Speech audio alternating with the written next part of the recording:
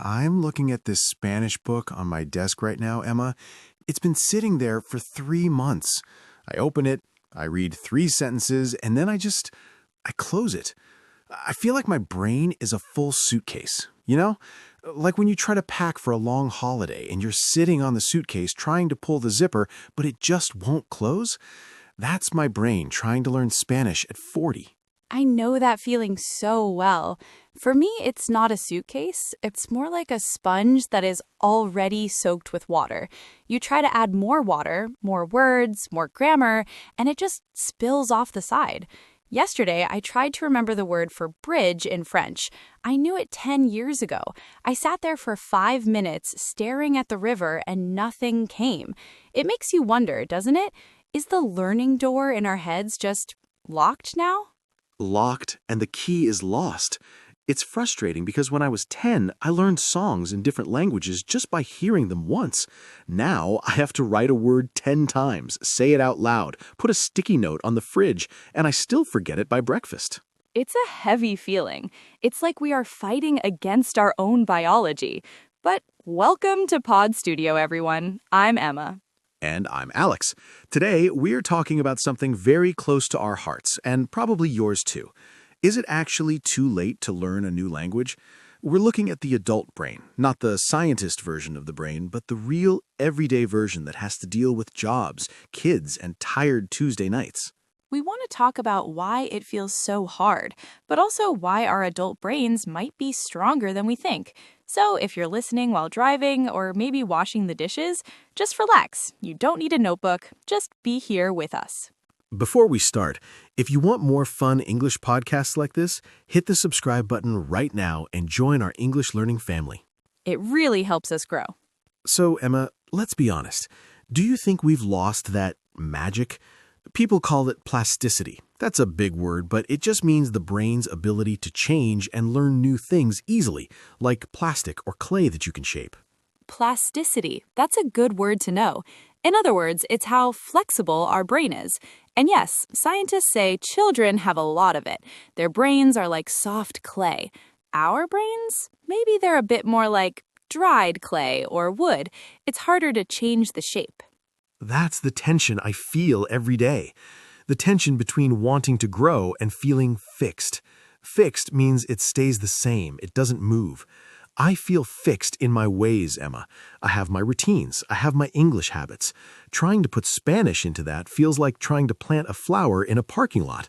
There's no room for the roots to grow. A parking lot.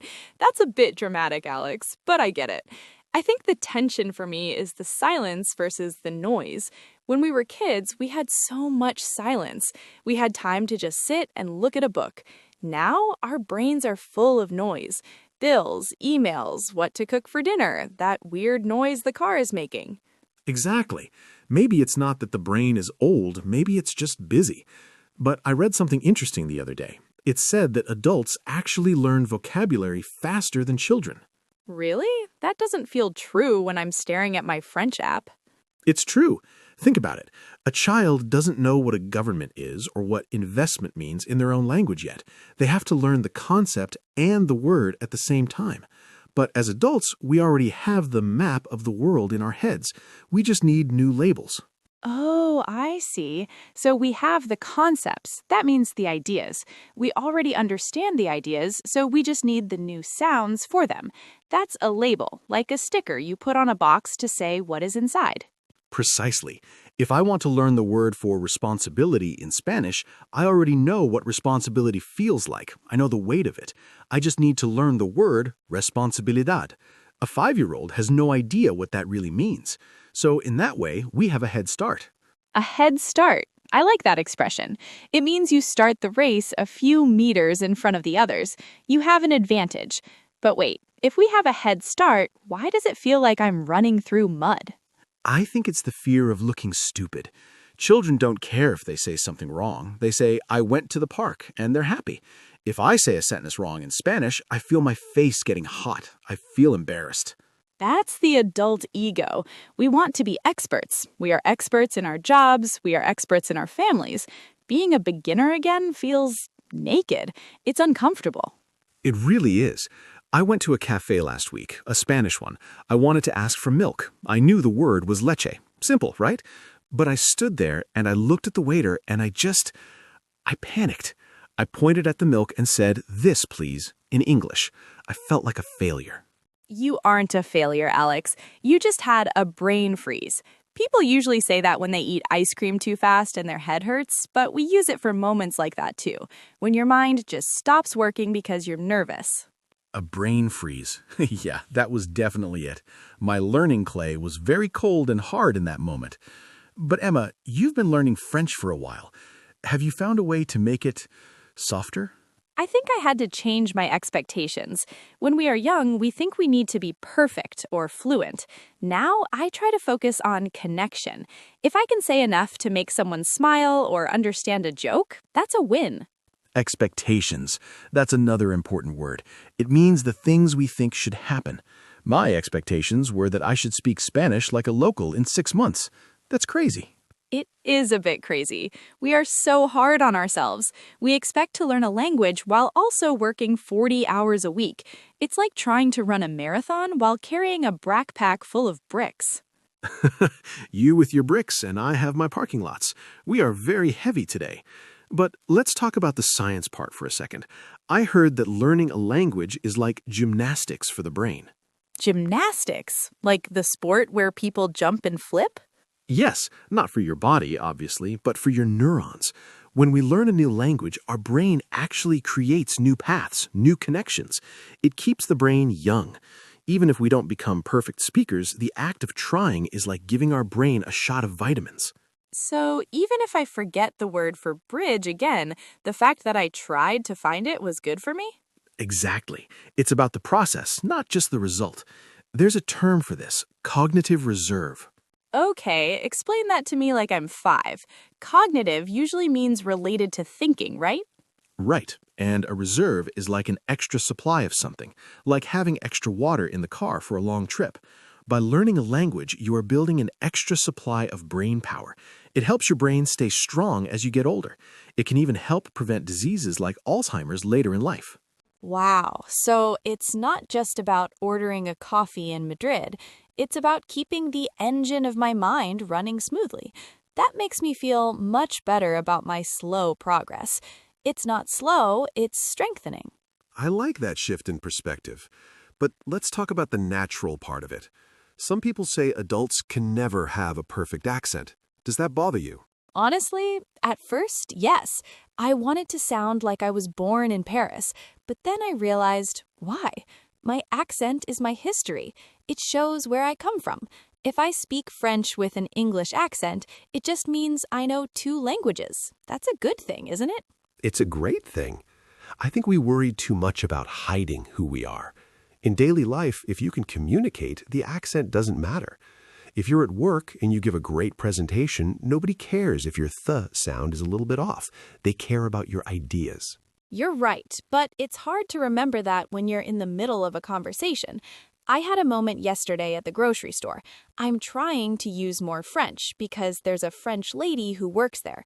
I tried to ask for mushrooms. I said the word and she just looked at me. No expression. Nothing. Oh no, that's the worst. The blank stare. The blank stare, exactly. In other words, her face was like a white wall. No help. I said it again. Nothing. Finally, I had to make a shape with my hands. You know, like a little umbrella. Did it work? She laughed and said, "Ah, champignon." She said it so easily. For a second, I felt that tension again, that feeling of, I'm an adult, I'm a professional woman, and here I am making umbrella shapes with my hands because I can't say a word about vegetables. But Emma, think about that interaction. You both laughed. You connected. If you had just pointed or spoken English, that moment of human connection wouldn't have happened. That's true. It broke the ice. To break the ice means to make a situation feel more relaxed and friendly. The mushroom umbrella broke the ice. See, your brain is doing great. And you know there's another advantage we have as adults. We know how we learn. What do you mean? Well, a child just absorbs. They don't have a strategy. But you and I, we know ourselves. I know that I learn better in the morning with a cup of coffee. I know that I need to see a word written down to remember it. I can use logic. That's a very good point. We have strategies. That means we have a plan or a specific way of doing things to be successful. I use flashcards on my phone while I'm waiting for the bus. A child wouldn't think to do that. They just play. Exactly. We are more efficient. Efficient means we don't waste time. We can choose the most important words to learn first. I don't need to learn the word for dinosaur or crayon right now. I need to learn how to check into a hotel or talk about my job. Although dinosaur is a fun word, but you're right, we can prioritize. To prioritize means to decide what is most important and do that first. So, if we look at the facts, our brains are busier, yes. We have more fear, yes. But we also have more tools. We have logic, we have strategies, and we have a map of the world already built. It's making me feel more optimistic. Optimistic means you hope and believe that good things will happen. I was feeling very pessimistic this morning. That's the opposite. I thought my brain was just full. I think the suitcase can always fit one more shirt, Emma. You just have to fold it differently. I love that, folding it differently. Maybe that's what we are doing here on the podcast. We aren't just teaching words, we're helping people fold their English in a way that fits into their busy adult lives. It's also about being kind to yourself. We talk about self-care a lot these days, eating well, sleeping enough, but I think learning a language is a form of self-care. It's giving your brain a gift. Even when it's frustrating? Especially when it's frustrating, because it means you're pushing yourself, you're growing. If it was easy, it wouldn't be exercise, right? It would just be sitting. That's a good way to look at it. Next time I can't remember a word, I'll just tell myself, my brain is just doing a heavy lift at the gym right now. Exactly. No pain, no gain, as they say in the gym. It's an old idiom, but it fits. It means you have to work hard and maybe feel a little uncomfortable to get a good result. I think many of our listeners feel that pain sometimes, that feeling of, I should be better at this by now. We hear you. We feel it too, every time I open that Spanish book. But then I remember, I'm not in school. There is no test. There is no teacher going to give me a bad grade. It's just me and the language. That's the beauty of being an adult learner. We have freedom. We can choose what to learn, when to learn, and how to learn. If I want to learn French by watching cooking videos, I can. And that's actually a great strategy, using your hobbies to learn. If you like cooking, learn the words for stir, boil, and fry. It makes the language real. It's not just words on a page anymore, it's the smell of the food. Stir means to mix something with a spoon, right? And boil is when the water gets very hot and has bubbles. Exactly. See, you're learning French and English at the same time. You're a genius. Hardly, but it does feel more natural when it's connected to real life. I think that's the secret. We need to stop treating English, or any language, like a school subject. It's a tool, like a hammer or a screwdriver. You use it to build something. To build connections, to build a new version of yourself. I read a quote once, I think it was Charlemagne, who said to have another language is to possess a second soul. A second soul. That's beautiful. To possess means to have or to own. So when we learn English, we are gaining a new way to see the world, a new soul. It's never too late for that. Your soul doesn't have an expiration date. An expiration date, like on a carton of milk. You're saying our brains don't go bad after a certain age. Not at all. They might change, they might move a little slower, but they never stop being able to grow. The science says so. The only thing that stops us is our own belief that we can't. I'm feeling much more motivated now, Alex. I think I'm going to go back to that grocery store and try to say mushrooms without using my hands. And if you do use your hands, that's okay too. It's all part of the dance. This has been such a calm, helpful talk. I hope everyone listening feels a little bit lighter now, like their suitcase isn't quite so heavy. Me too. Remember, it's not about being perfect. It's about being present, just showing up and trying. That is where the magic happens. We're so glad you spent this time with us today at Pod Studio. It's a journey, isn't it? And we're all on it together. We really are. Take a deep breath.